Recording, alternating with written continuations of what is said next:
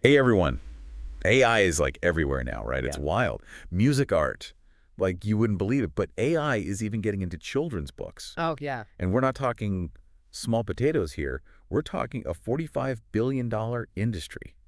That's insane. It really is. And to think about how AI could change such a big industry that's always been about that like human touch, Yeah. it's fascinating. So true. Like when I first heard about this platform called Tiny Books, they claim AI can do it all. Writing, Oh, illustrating, even the marketing. And they say there's no fees. You can make as many books as you want, sell them on all the big sites and keep all the profit. Like, wow. it does sound pretty amazing. Right. They even say you could build a six-figure publishing empire by next year. Those are some seriously bold claims. Yeah. I'm definitely curious too. I think what we really need to do is like look past all the hype, and figure out what tiny books can really do. I hear you. So let's break it down. Tiny Books says it has this whole AI-powered system for making stories and illustrations. They even have stuff like translation into different languages, pre-built templates to get you started, and a built-in marketing suite. It seems like they thought of everything. On the surface, it does sound like a pretty complete package. But that just makes me wonder, is it really that simple? Like you just type in an idea and boom, a perfect book pops out ready to sell. I don't know about that. Yeah, that's the million-dollar question. And what about the quality? Can AI really capture that magic and creativity we expect from children's books? Plus, selling on places like Amazon is a beast. The competition is crazy. Those are all excellent points. Just because it's easy to make a book with tiny books doesn't mean it's going to be good. Yeah. Doesn't make sure the stuff it makes is original and engaging. And how can authors stand out when there are so many books out there? Okay, so I was digging deeper into tiny books, and I found all these testimonials and income claims. And let me tell you, some of them are pretty impressive. There's this one about Rachel, who supposedly made over $2,000 in her first 3 days using tiny books. And get this, she had zero experience in publishing. Wow. I know, right? I have to admit, I got kind of excited myself. I can see why those kinds of stories definitely grab your attention.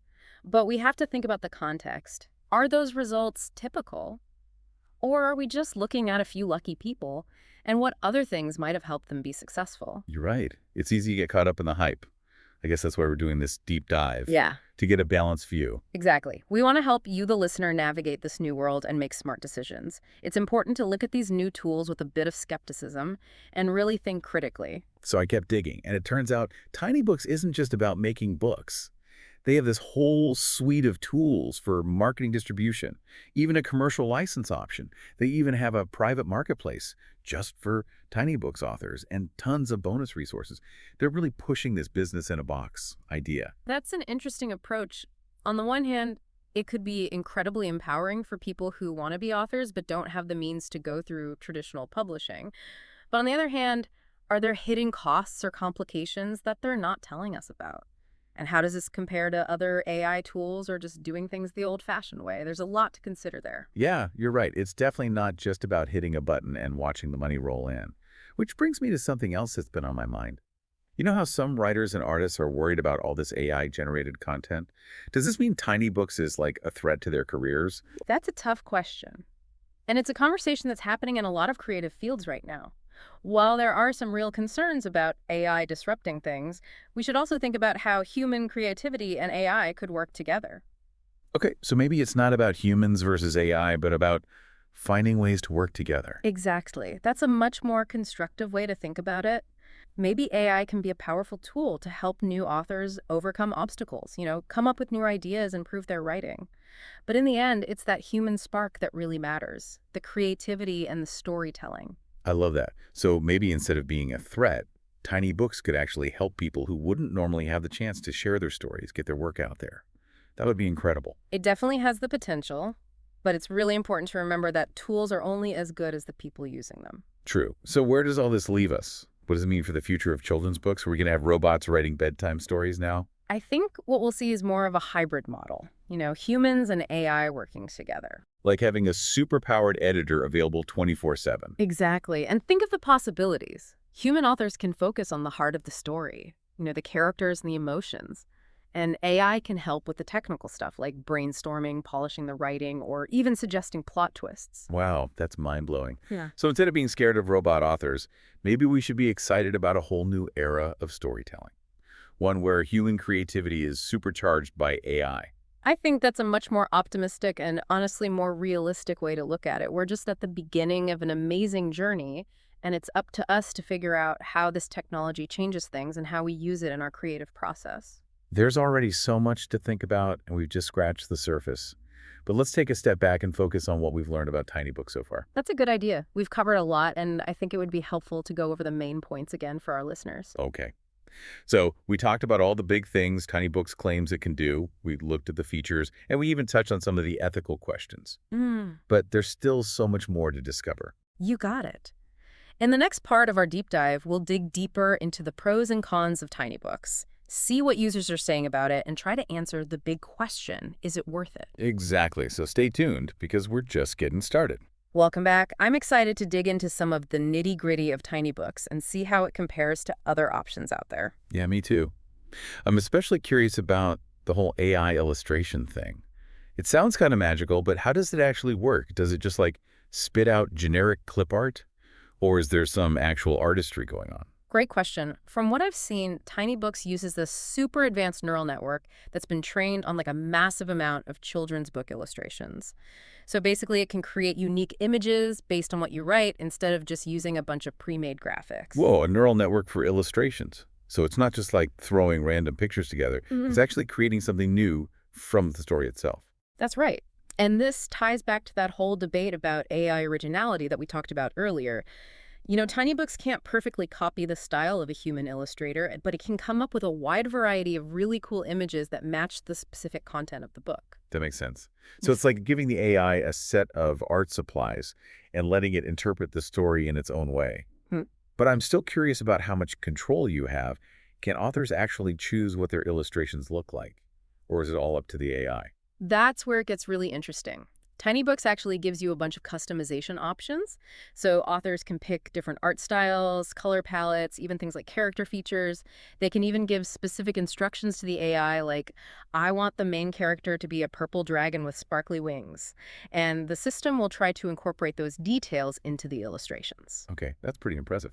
So it's not completely hands-off. Authors still have some control over how their book looks. But how does this compare to working with like a real illustrator? Wouldn't you lose some of that personal touch and creative collaboration? You bring up a good point. Working with a human illustrator definitely gives you a connection and creative back and forth that's tough to get with AI. But we also have to remember that hiring a professional illustrator can be really expensive and time consuming. TinyBooks gives you a more accessible and affordable option, especially if you're just starting out or don't have a huge budget. That makes sense. Yeah. It's like the difference between getting a custom-made suit and buying one off the rack. Both have their pluses and minuses.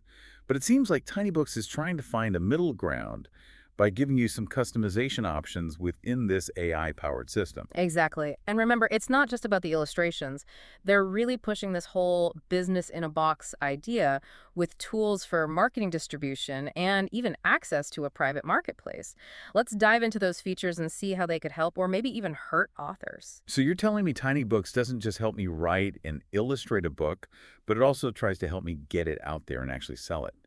It sounds almost too good to be true. Is there a catch? Well, there are always trade-offs to think about. TinyBooks gives you these resources, but it's important to remember that they don't guarantee you'll be successful. The platform can help you create a book and put it up for sale, but you're still the one who has to market it and build an audience. So it's like having a fully equipped kitchen, but you still need to know how to cook. I like that analogy. TinyBooks gives you the tools and the platform, but it can't replace your creativity marketing skills or that entrepreneurial spirit. Okay, that's starting to make more sense. TinyBooks can help streamline the process and make it easier to get started, but it's not some magic solution. Authors still need to put in the work to make their books stand out and connect with readers. Exactly. And this is where those user testimonials and income claims become super important. We need to look past the amazing success stories and see what the average experience is like. Do most people using TinyBooks get those impressive results? Or are we just seeing a few outliers? Right. Remember Rachel, who supposedly made over $2,000 in her first 3 days? That's amazing. But how typical is that? Do we know anything about average earnings or how many authors using TinyBooks are actually successful? That's where things get a little fuzzy. TinyBooks loves to show off those glowing testimonials, but They don't really give you much hard data or statistics about how much users are earning or how many books they're selling. Hmm, that's a little concerning. It makes me wonder if they're only highlighting the best cases to make things look better than they really are for the average user. It's definitely possible. We have to be careful when we're looking at marketing stuff that relies on stories instead of actual numbers, you Hmm. know? We need to think about potential bias and ask ourselves, what are they not telling us? I see your point. It's like those travel brochures with beautiful pictures of perfect beaches, but they don't mention the crowds, the expensive restaurants, or the jellyfish. Exactly. We need to be smart about the information we're getting and look beyond the surface to see the whole picture. So while tiny books might have some cool tools and features, it's really important to have balanced expectations and be realistic. Okay, so we've covered the features, the potential benefits, and some things to watch out for. But I think there's one more big question we need to talk about. What are the ethical implications of using AI to create books? You're absolutely right. That's a huge part of this whole discussion. And it's something that's causing a lot of debate among writers and artists. Exactly. On one hand, you have the potential to make publishing accessible to everyone. Anyone with a story to tell can get their work out there. But on the other hand, there are worries about AI taking over human creativity, devaluing the work of artists and writers, and maybe even flooding the market with a bunch of low-quality books. It's a really complicated issue with no easy answers, and it's important to look at it from different angles. For example, some people argue that AI tools like TinyBooks could actually help aspiring authors who might not have the money or the know-how to go through traditional publishing. That's an interesting thought. So instead of seeing it as a threat, maybe we could see it as a way to make things fairer. Exactly. Think about a world where anyone, no matter their background or financial situation, has a chance to bring their stories to life. AI could help people overcome challenges like writers' block language barriers or even not having access to professional editors and illustrators. That's a powerful idea. But I'm still thinking about the potential downsides. Hmm. What about the quality and originality of the books? If everyone's using AI to create stories and illustrations, won't we just end up with a ton of generic, boring books? That's a valid concern, and it shows how important it is to use AI responsibly and ethically. It's crucial to remember that AI is just a tool. It can help us, but it can't replace human creativity, imagination, and critical thinking. So it's not about letting AI do everything, but about finding ways to use it as a partner, a collaborator in the creative process. Exactly. The key is to find that balance between using AI's power and keeping the human author's unique voice and perspective. And that means being careful making thoughtful decisions and being committed to creating high-quality original work. I'm starting to see a more complete picture now. It's not a simple black and white issue of AI versus humans. It's about finding ways to use these technologies responsibly, ethically, and creatively. You said it. It's about harnessing the potential of AI to make human creativity even better, not to replace it. And that requires constant discussion, critical analysis, and being willing to adapt as technology changes. So after this deep dive into Tiny Books, where we looked at its features, its promises, its potential benefits, and its ethical implications, what's the final verdict? Well, I think it's pretty clear that TinyBooks is a powerful tool with a lot of potential. It offers a different way to create and publish books, and it might be really appealing to new authors or people who are looking for a more affordable and accessible option. But it's not a miracle solution. Right. It's not going to magically turn everyone into a best-selling author. Yep. Nope. It's really important to have realistic expectations, be willing to learn, and be committed to using AI ethically and responsibly. If you're ready to put in the effort, develop your skills, market your book effectively, and use AI as a way to boost your creativity instead of relying on it completely, then Tiny Books could be a valuable tool on your publishing journey. That's a great way to put it. It's all about using AI thoughtfully and intentionally to help us achieve our creative goals, not to replace them. So thank you for joining us on this deep dive into the world of AI and book publishing. We hope you found it informative, thought-provoking, and maybe even a little inspiring. It's been great exploring this fascinating topic with you. And as always, we encourage you to keep exploring, do your own research, and come to your own conclusions. The world of AI is constantly changing, and it's up to all of us to shape its future. Thanks for listening. And don't forget to check out our other deep dives for more insights into the most interesting and important developments happening in our world.